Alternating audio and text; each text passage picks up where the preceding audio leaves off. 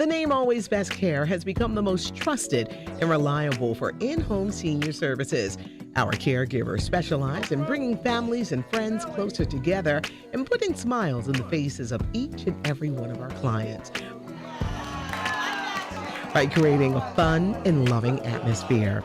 For an in-home healthcare provider that is built on genuine compassion and quality care, look no further than Always Best Care. Hi, I'm Patty Jackson. When I needed help with providing my mother physical and emotional comfort in her time of need, Always Best Care was a godsend. And you can rest assured that they will always be there whenever you call because they care. They're tried and true. You can trust that they will always take good care of you. Always Best Care. To schedule an appointment, visit abcphillybristol.com or call 267-909-9248 today.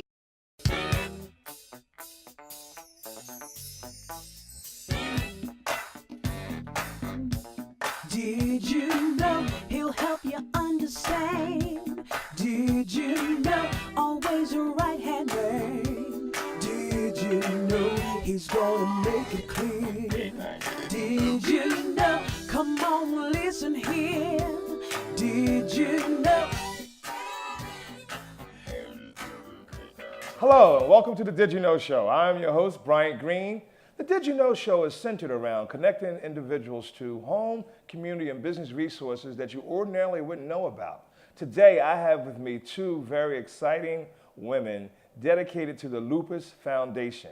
The Lupus Foundation and I have a relationship that goes back probably about 5 years, and we really try to uncover the cruel mysteries of the lupus disease. Stay tuned. Did you know?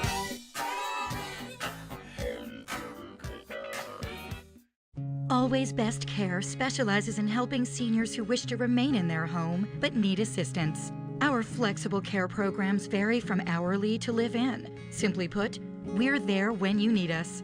And Always Best Care is a DHS-approved Medicaid provider. Call today and we'll meet with you to develop a personalized care plan. Always Best Care Senior Services. Doing more, caring more, and dedicated to exceeding your expectations always.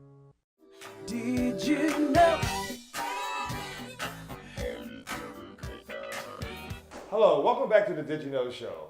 I am sitting here today with two very phenomenal and dedicated women to the Lupus Foundation.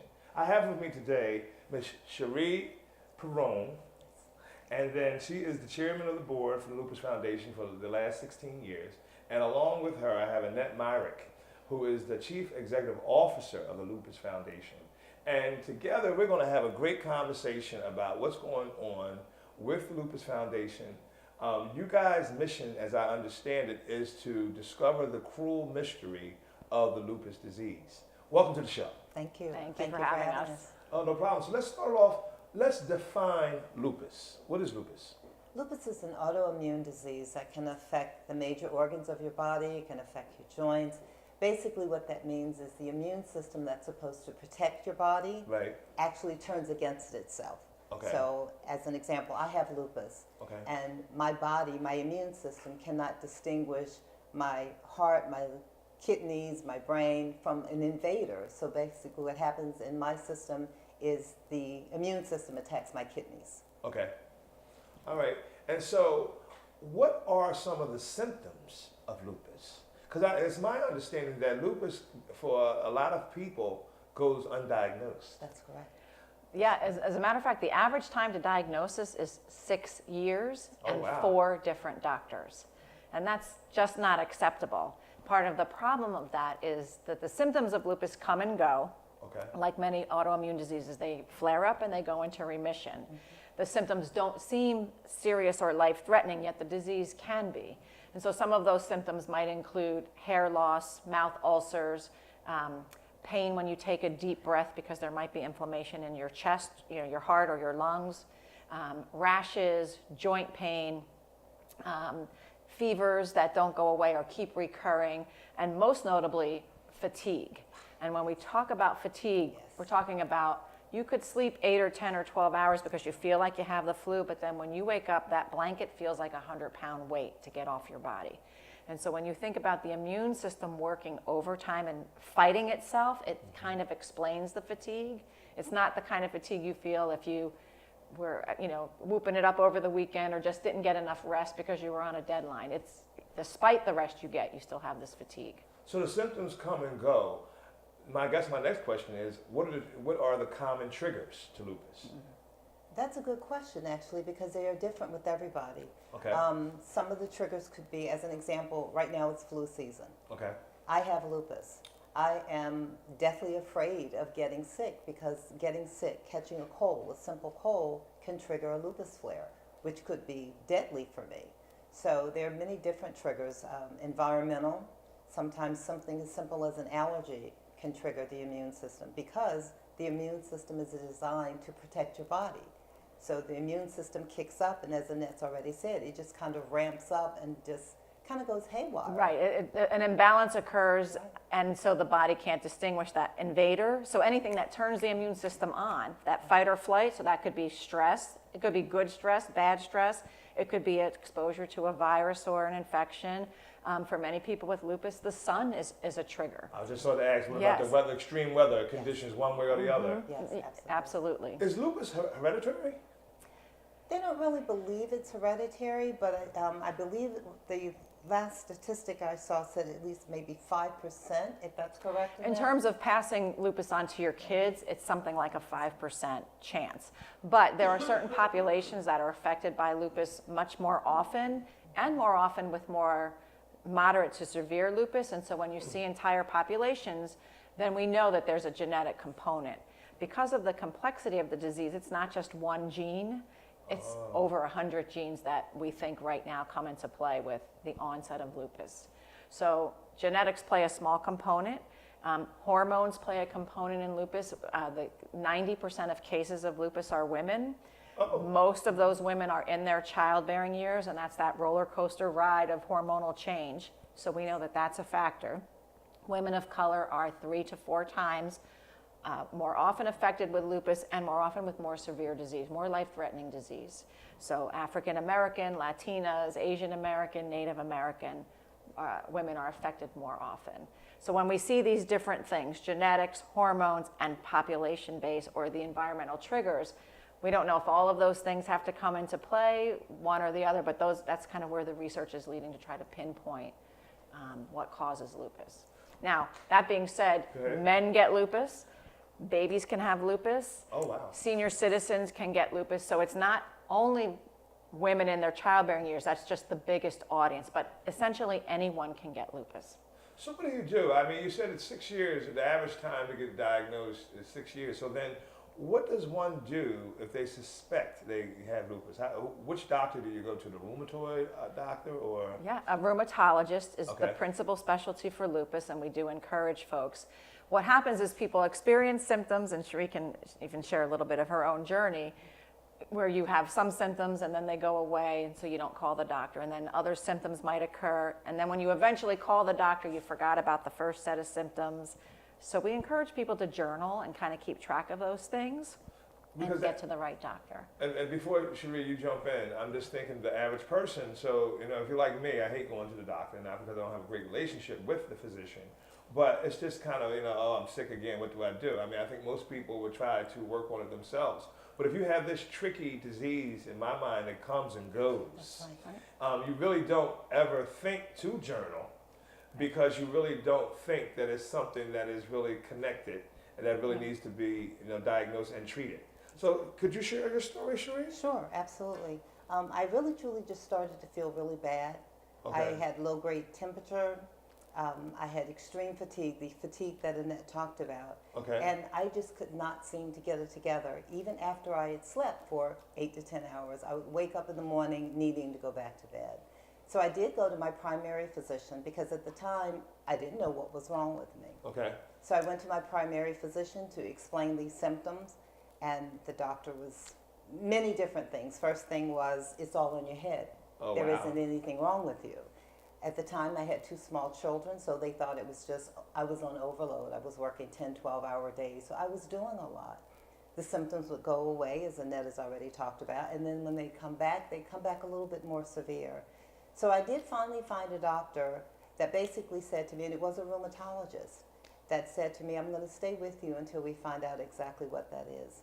But my journey included at least 5 different doctors before I finally got to a rheumatologist. One of the things with lupus is that you're misdiagnosed. So along the way, I was misdiagnosed. I was told that I had cancer. I was told I needed to see a psychiatrist. It was just so many different things that were very discouraging. I bet. So I would say to anyone that is experiencing symptoms and not really know what's going on, like Annette said, to journal it. But the one thing is, keep going to a doctor. Okay. I had to change doctors, especially the one that told me it was all in my head. That wasn't someone that was trying to help me. Okay. So when I did finally find a rheumatologist, he did blood work because there is no one specific test that can determine whether or not you have lupus. So he did blood work, got a baseline of, I guess, all of my blood work, all the various tests that were done. And then he told me to come back in 6 weeks, and he did that same blood work over again. I did not know it at the time, but when I went back, I was in a flare. So the numbers were just absolutely crazy. And that's when he was able to finally diagnose me with lupus. You know, my experience with the Lupus Foundation stems back probably just about 5 years ago. I was invited to a panel discussion with Annette Merrick and some folks that support the Lupus Foundation. What was interesting to me was when I came back to my office, we kind of talked about, you know, how was the panel discussion, you know, what was it all about lupus. I didn't realize how many people in my employ have it. Right. Or know somebody that does have it. That's correct. And you know, I love the Lupus Foundation for the fact that it is community outreach, it is supportive, but more than that, you're still discovering a lot of different things about lupus, because as you said, as I heard you say, it's kind of different for everybody. That's right. You know, there are common symptoms, but there are different triggers for everybody. You know, my name is Brian Green. You know, we're sitting here with the Lupus Foundation. Can either one of you nice ladies tell us how to get in touch with the Lupus Foundation? Absolutely. Well, we have a website where folks can reach us at www.lupustristate.org. You can call us toll free at 866-517-5070. You can email us at info@lupustristate.org. And the Tri-State, just so as we're sitting here, we're discussing it, that includes Pennsylvania, Southern New Jersey, and Delaware. Okay. And then I know it off the top of my head, but you guys are in Montgomery County, right outside Philadelphia. Our headquarters is in Jenkintown, Pennsylvania, correct. All right. So we're going to take a quick break. We're going to come back. We're going to talk more about the Lupus Foundation and their outreach, and I believe they have some upcoming events. So stay tuned, stay with us. Did you know? The name Always Best Care has become the most trusted and reliable for in-home senior services. Our caregivers specialize in bringing families and friends closer together and putting smiles in the faces of each and every one of our clients by creating a fun and loving atmosphere.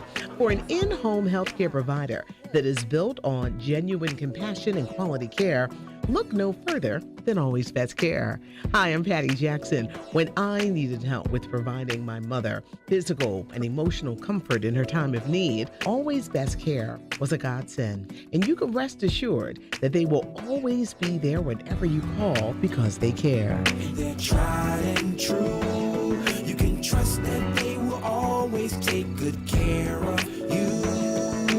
Always Best Care. To schedule an appointment, visit abcphillybristol.com or call 267-909-9248 today.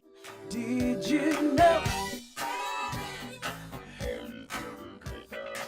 Welcome back to the Did You Know Show. We're sitting here talking with Annette Myrick, Chief Executive Officer of the Lupus Foundation, and then also the very lovely Cherie Perrone. And we are talking about the discovering of the mysteries, the cruel mysteries of lupus. I want to just change the conversation a little bit, if I can, towards the Lupus Foundation. What is the mission of the foundation?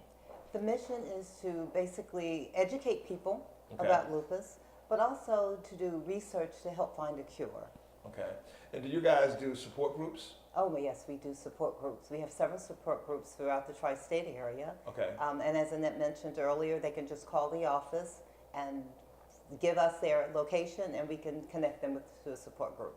What are you guys doing? What have you done in the past? I know you do a walk, but I know you guys do a lot of other things that are going on in terms of current events and that kind of deal. If you think about our components of service, at one end are public education and outreach efforts. So we know that we've got to raise awareness about the signs and symptoms of lupus in the community. So feet on the street, we've got a volunteer army that helps represent the organization out in the community. As people discover that they might have lupus, or those who are living with lupus quietly and not necessarily taking action, we try to engage them in our programs and services like support groups. Cherie is one of our lupus self-help course leaders. That's another program that we do out in the community. Okay. Peer counseling, and we do find that people learn best from people like themselves. And so our support groups are facilitated by people with lupus. I don't live with lupus, I know a lot about it, but I don't walk the path, and so it's a lot harder for someone to relate to my suggestions than when they talk to someone like Cherie and who shares their experience. But we also do professional education, so in-service training for people taking care of people with lupus, right. Caregivers, etc. We really try to engage all of the different audiences. The one thing, or the two things that I've noticed today is that lupus does have a color. Shame on me for not wearing my purple. And then you guys have a walk. So let's talk about the color purple in terms of lupus. Who wants to take that one? I'll give that one to Annette. I don't Okay. know how that started, actually. Really, our national office, in terms of creating campaigns and themes, knew that we needed to kind of wrap ourselves around something. So, of course, pink is well associated with the breast cancer movement. Right. Purple was just picked, not for any specific reason other than we want to pick a color that helps define our mission and gives us something to talk about. So, you know, the wristbands and Put on Purple is a campaign that we do as part of our Lupus Awareness Month. And so people have really embraced it. And no one really exemplifies that more than Cherie. And when you go to her closet, literally everything in there is purple. Have to represent. So every day she wears purple. You said something softly about the awareness month. What is the Lupus Awareness Month? So Lupus Awareness Month is in May. Okay. We're actually starting to kick off a lot of our activities and programs in February, during the month of February. So we have our Ask the Expert teleconference series. Okay. Lupus Awareness Month is in May. Our primary source of fundraising is our walk series. Okay. So we will have our first walk in April, Harrisburg. May is Ocean City, New Jersey. June is Delaware, Wilmington, Delaware. And then October will be the Philadelphia Walk, which is the Lupus Loop, the oldest lupus walk in the country. All right, so we're almost out of time a little bit. When I come back, I'm going to take a break, but I want to come back. I want to talk about the diagnoses, the don't be dismissed. You said. Be your best advocate, and then let's focus on the doctor-patient relationship.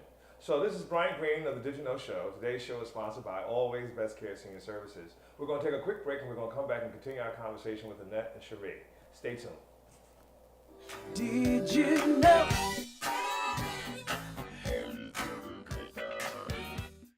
Always Best Care specializes in helping seniors who wish to remain in their home but need assistance. Our flexible care programs vary from hourly to live-in. Simply put, we're there when you need us. And Always Best Care is a DHS-approved Medicaid provider. Call today and we'll meet with you to develop a personalized care plan. Always Best Care Senior Services. Doing more, caring more, and dedicated to exceeding your expectations always. Did you know? Welcome back to the Did You Know Show. We're sitting here with Annette Marriott, the Chief Executive Officer of the Lupus Foundation, and we're sitting here with Cherie Perrone, who is the Chairman of the Board for the Lupus Foundation. And ladies, I want to talk about, Cherie said it earlier, but I want to get back to it. You said be your best advocate. What did you mean by that? You have to be your own best advocate, meaning you have to find a doctor that's willing to work with you. You have to be persistent in saying, I know something is wrong with me. Help me find out what is wrong with me. You have to begin to take notes, you have to journal, but you can't give up. Okay. You have to speak up for yourself. And then you mentioned, along those lines, don't be dismissed. That's right.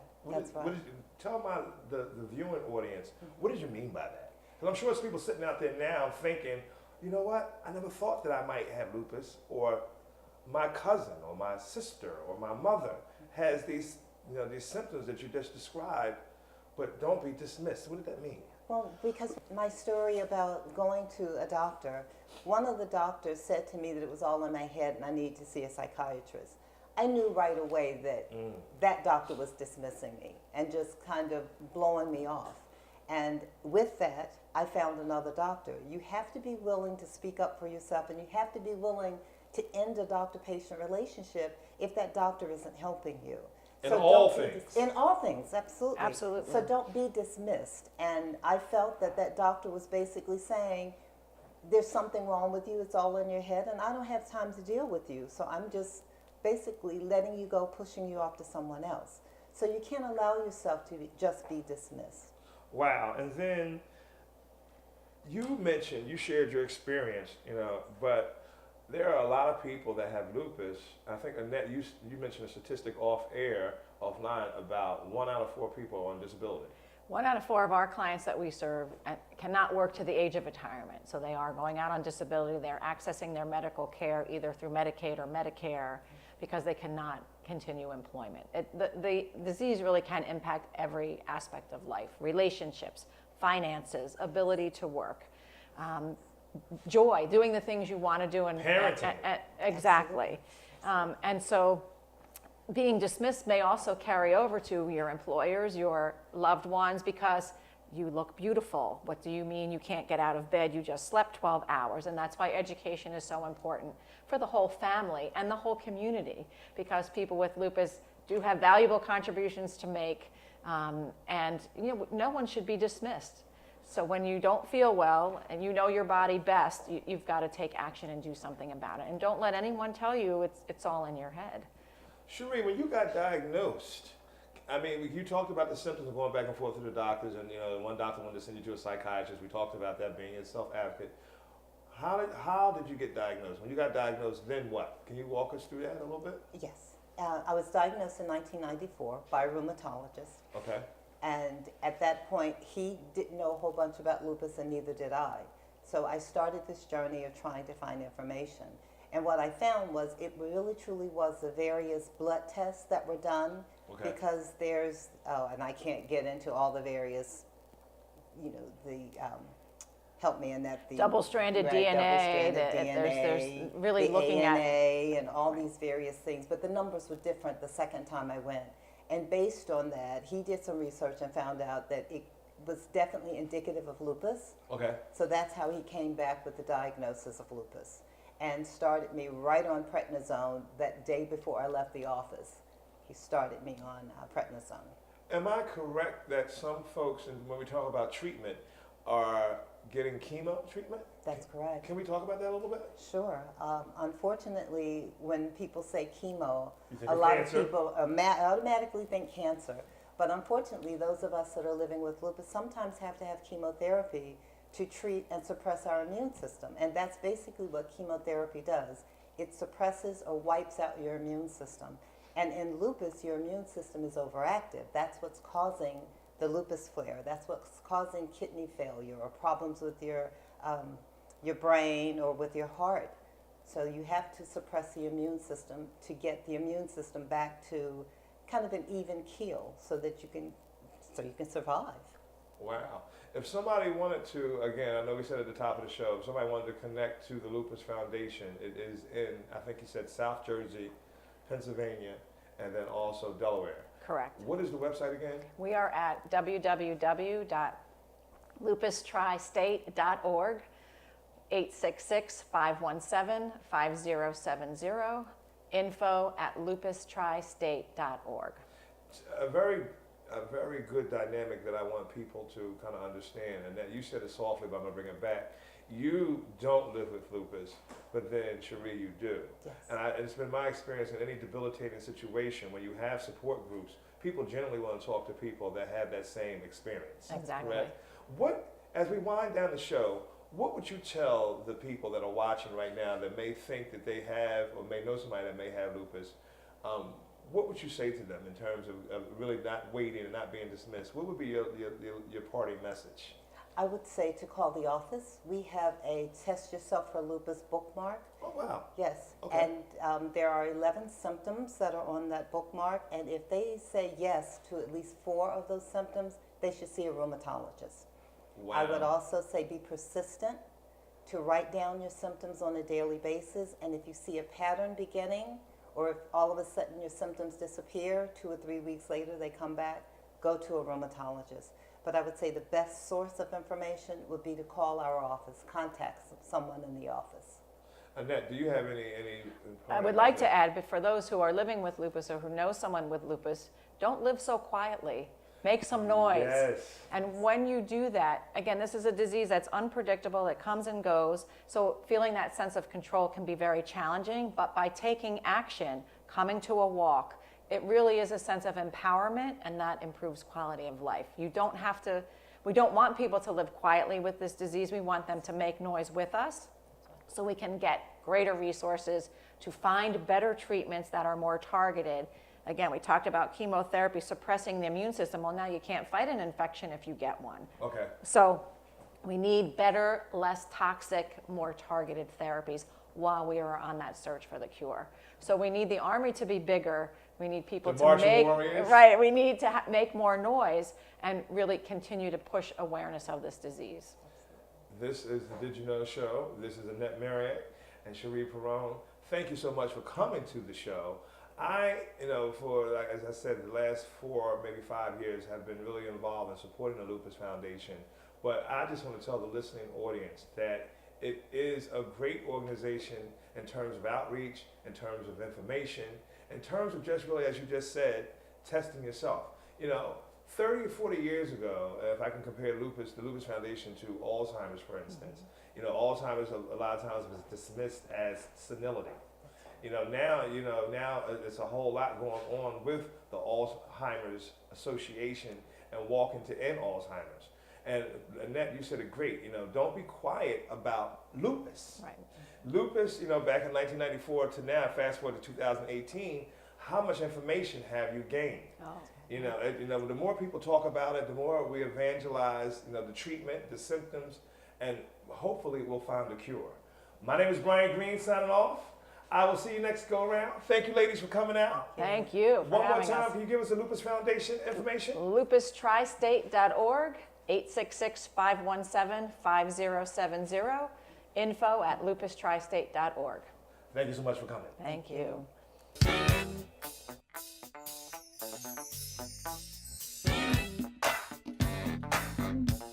Did you know he'll help you understand? Did you know always a right-hand man? Did you know he's gonna make it clear?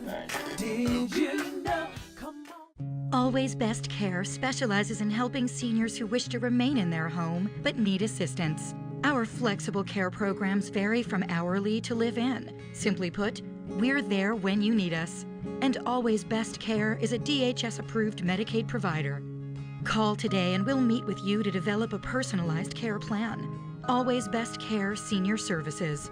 Doing more, caring more, and dedicated to exceeding your expectations always.